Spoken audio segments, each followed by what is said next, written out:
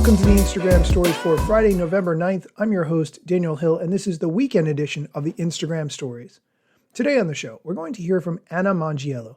She's a UGC content creator and a UGC coach. She teaches people how to make user-generated content to make money. It doesn't matter how many followers you have, how many followers you think you need to have, any of that. Anna and I sit down. She tells some of her best stories about creating UGC content and explains how you can get started making money if you're interested in this area. We'll get into that right after the break. Welcome back. I'm here with Anna Mangiello, UGC content creator and coach. Here's the interview that I did with Anna. Today on the show, we're here with Anna Mangiello. Anna, welcome. Thank you so much for having me. Anna, for people who are not familiar with you, can you tell us who you are and what it is that you do? Sure.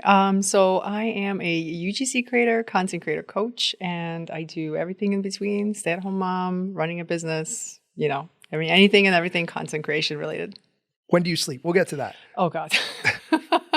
For those who might be listening who do not know what UGC is and why it's so important, what is it first? Sure. So UGC stands for user-generated content, and this is basically when regular, everyday-looking people, just like you and I, we create content, we work with brands, and we create this content without posting it on our own social media accounts. So we basically film the content, we give it to the brand, and then the brand decides how they want to use that content, whether they want to use it on their socials, for paid media ads, or whatever else purposes. Great.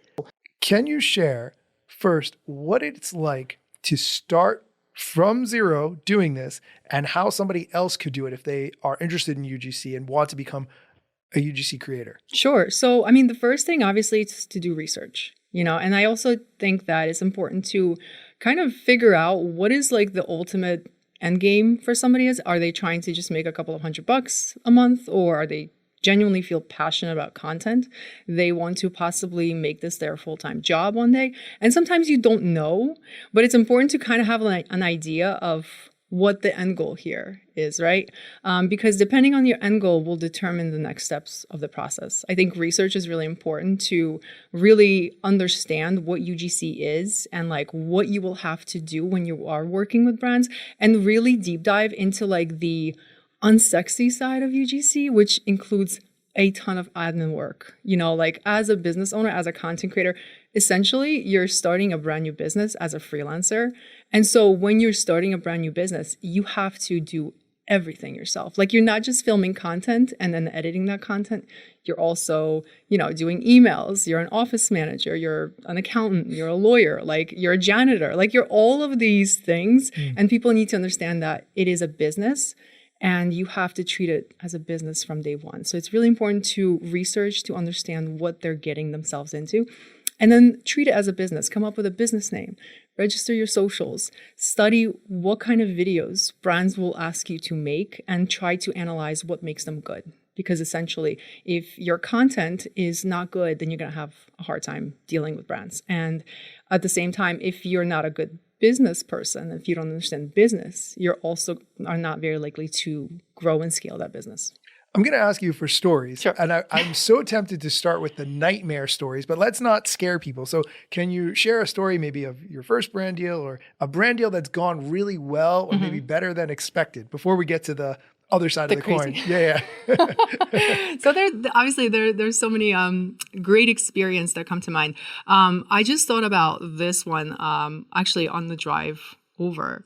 And one of the best collaborations I've ever had was when I had to be a cockroach. Sorry, what? I literally had to be a cockroach. It was for a pest control company. I really just wasn't expecting you to say that word. I think that's why I was messed up. Please continue. So anyways, so I work with this agency and we work together quite often. And the contact person posted like a Twitter thread asking anybody is willing to put themselves out there a little bit. And I'm like, pick me. Like, I love this stuff. And he was like, yeah, so the brand is a pest control company and they want the content to be a little bit, quote, out there. And I was like, this is my chance to become a cockroach. So I pitched my idea, which was to do a skit where I am pretending to be a new homeowner moving into a brand new house. And I'm also playing the role of a cockroach who is waiting for the new homeowner to arrive, right? And they're like so excited. They're plotting how they're going to get all the crumbs and do a complete infestation, right? But then like the new homeowner comes into the house and they spray and they use the product. Got it. And the cockroach is completely distraught and they run out and they have to go to the neighbor's house. Were there costumes involved? Oh, yeah. I figured. Oh, yeah. This is fantastic. It was great. I love the creativity that you got to bring to this scenario. You don't have to answer this question if you're not comfortable, but was it worth it financially to make this investment of time and thought that went into it? And was it approved by the brand by you actually did it? Okay. Yeah, yes and yes. And the brand loved it. And to be honest with you, when I get to do collaborations like this, where I get to use my creativity and like the brand gives you like a general guideline and they're like, just run with it. Like, show us what you can do.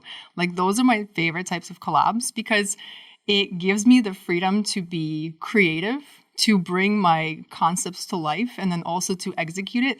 And it's fun. Like, it's fun. You know, like I would love to dress up as a cockroach again. Like, I still have the costume.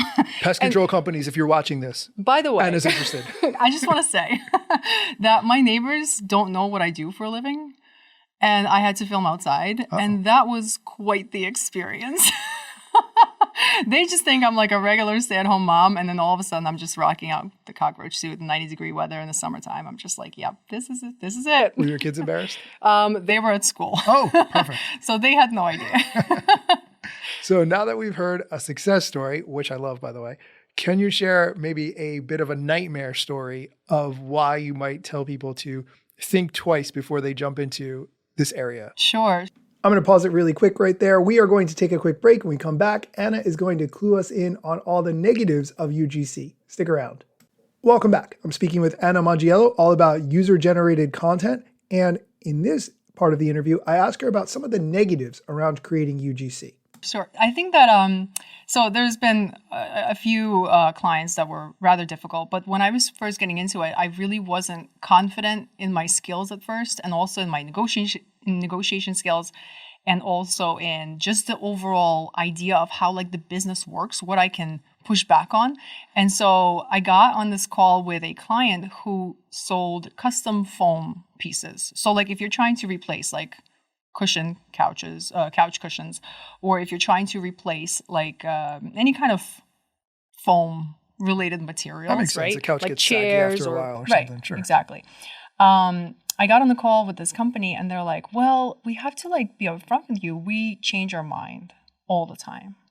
And as a content creator, I'm like, all right, well, this could be a problem because of the fact that like I need to know what it is that you want me to film. What's the expectation? What kind of video? How can you meet it? Yes. Exactly. Like what kind of video you want me to do? What's the point of the video? Are we trying to do conversions? Are we trying to build awareness? Are we trying to build trust? Like, tell me. And they were like very like wishy-washy about the kind of content they wanted. And so, you know, the script was sent. They approved it. I filmed the content. And then when the content was submitted, they're like, oh yeah, we have to scratch everything. We change our mind. This is not what we want. So then I'm like, because I'm new, I'm like, well, you know, like, how would you expect this content to turn out? And once they gave me the revision request, it was basically required a complete reshoot, which I did at that time because I didn't know any better. And I really wanted to do a really good job. And then they turned around and they said, actually, we want the reshoot for the third time. And that was when I was like, wait a minute. Now I think that they're just taking advantage of me because they still have access to the other two videos that I made. So what's going to stop them from using the third video and possibly using it for a different purpose? And you're not charging them per video. You're charging them for the whole project for them to sign off on the end result. Right. Yep. Correct. So at that point, I kind of was like, all right, well, this is going to have to be compensated if you guys want me to reshoot the third video because it requires so much planning. It requires a new script, new editing, everything. And they didn't want to compensate me for, so I kind of just stood my ground and they threatened to sue me. And I was like, well, you guys actually signed my contract. And because they did not follow the contract themselves in the beginning with the timeframes and a bunch of other legalities, they just decided to walk away. And I was like, I'm happy this collaboration's done. Like, cool, but no thanks. Just for curiosity, do you build revisions into your contracts and kind of how do you handle that? Yeah. So every single brand collab gets a revision round or 2 rounds of revisions. It depends on what they want, to be honest with you. I'm very like easygoing when it comes to that stuff. Reshoots are typically not included, but to avoid reshoots, I script out all of the videos beforehand.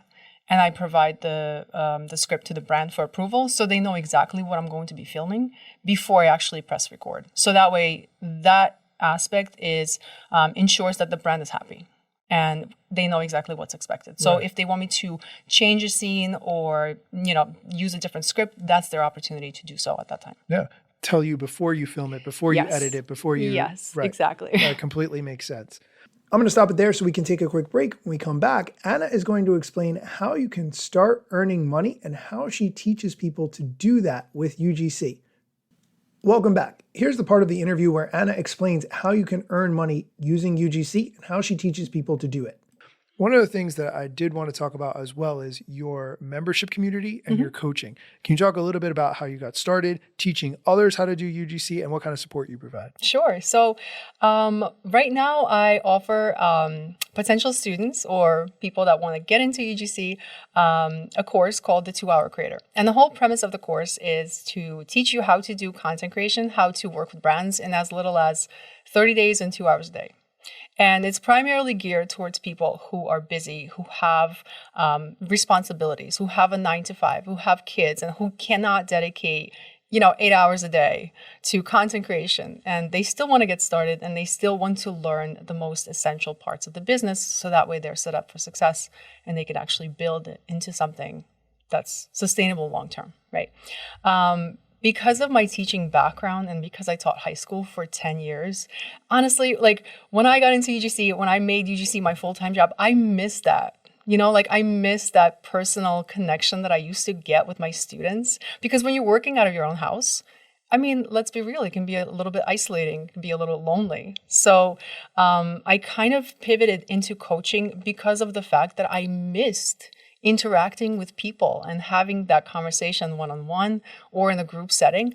And so I created my course and then eventually created my community, the A+ Creator community, where we have weekly coaching calls and I have guest speakers come in and I post opportunities that don't align with me into the community and my students apply for those opportunities. So there's a lot of stuff going on and it's very supportive and it's specifically intended for people that are a little bit older because majority of content creators are younger females. And so there's a lot of information on how to get started in the content creation space, specifically geared for younger people, or at least, people in their 20s. But when it comes to content creation and brands hiring creators, they need all kinds of creators. And the older you are, the less competition you're going to see in the space of UGC. And because there are not that many older content creators. I always say there's a supply and demand, of course. Inequality, I guess, where the demand for older content creators is here. When you say older, can you be a little more specific? Like 30 plus, 35 plus. Okay. So not that old, but just not people in their 20s. Sure. And the demand is here, but the supply is here. And so this creates like a gap in the market. And my whole point is to teach potential creators who are just getting into it, how to do this in the most sustainable way that they're going to actually build a successful business out of it. That they're not just going to take this skill and then quit 3 months later. That's not the goal. You want them to be able to do this long term and find success with it. Exactly. But also at the same time, keeping in mind that these people don't have all the free time in the world to do this. Right. So we have to really condense the information in the most the most important topics in the least amount of time and get the most bang for their time. Of course. Yeah. Okay, I'm going to stop it there. If you want to hear the rest of the interview, where Anna tells an incredibly embarrassing story about some UGC content that she made, find the link in the show notes. You can watch it on YouTube or listen in Spotify, Apple Podcasts, or wherever you get podcasts.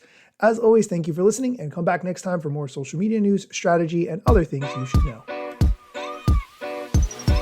Yeah, let's get it. The year was 2013. You posted your first pic and you're glad your post got seen. Your friends liked it too, but what you didn't know is what posting on that platform would do.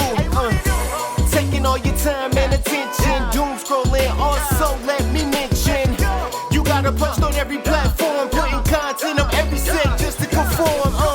Likes gave you validation and you got hooked. Now engagement is down, you feeling overlooked. Hey, keep coming back. Podcast. And find me on Instagram